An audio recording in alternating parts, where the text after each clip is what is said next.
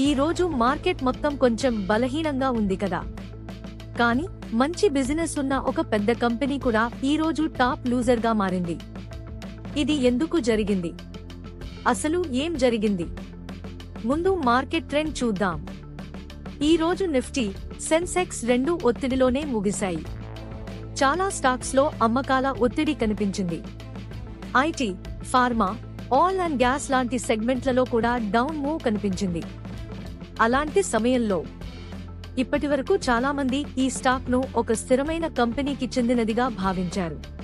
కానీ ఈ రోజు మొత్తం మార్కెట్ పడిపోవడంతో ఈ స్టాక్ కూడా గణనీయంగా పడిపోయింది. అయితే అది ఏ స్టాక్ అని మీరు అనుకుంటున్నారు? మీరు ఊహించినట్లే ఈ రోజు టాప్ లూజర్ గా ఉన్న stock Bajaj holdings and investment limited. ఇది ఒక హోల్డింగ్ కంపెనీ.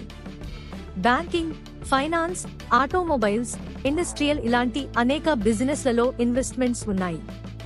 అంటే డైరెక్ట్ బిజినెస్ కాకపోయినా పోర్ట్ఫోలియో ద్వారా పెద్ద కంపెనీలపై ఎక్స్పోజర్ ఉంటుంది.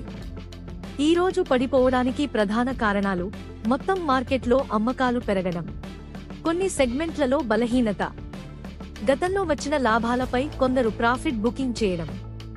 అందుకే ఈ స్టాక్ కూడా టాప్ లూజర్ జాబితాలోకి వచ్చేసింది. ఫండమెంటల్స్ చూస్తే ఇది ఒక బలమైన హోల్డింగ్ కంపెనీనే. కానీ వాల్యూషన్స్ ఎక్కువగా ఉన్నప్పుడు చిన్న నెగటివ్ న్యూస్ వచ్చినా స్టాక్ బలంగా కదలే అవకాశం ఉంటుంది.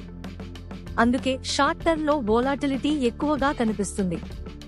కాబట్టి ఒక రోజు మార్కెట్ పడిపోవడం చూసి భయపడాల్సిన అవసరం లేదు. అలాగే వెంటనే అతిగా ఆశావాదంతో ఉండాల్సిన అవసరం కూడా లేదు. మార్కెట్ ఎలా స్పందిస్తుందో గమనించడం ముఖ్యం. ఈ రోజు మనం చూసిన top loser stock Bajaj holdings and investment limited. ఇలాంటి రోజువారీ మార్కెట్ షార్ట్ అప్డేట్స్ కోసం ఈ స్టాక్ మార్కెట్ విస్పరర్స్ ని ఫాలో అవ్వండి.